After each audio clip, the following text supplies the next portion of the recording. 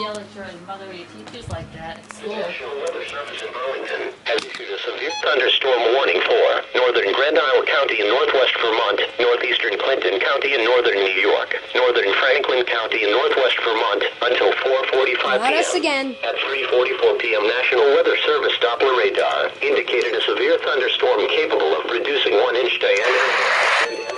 The next 70 miles per hour. The storm was near Rouse's Point, moving east at 30 miles per hour. Locations in the warning include but are not limited to West Swanton, Hogate Springs, Swanton, Hogate Falls, Franklin, Lake Carmel State Park, Enosburg Falls, Richford. This severe thunderstorm is also producing deadly clouds and ground lightning. When you can do so safely.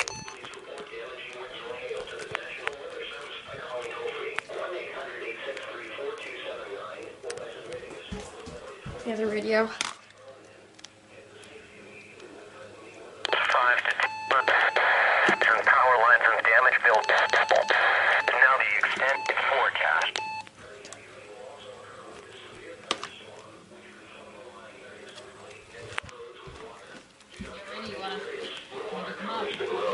A severe thunderstorm watch remains in effect until 7 p.m.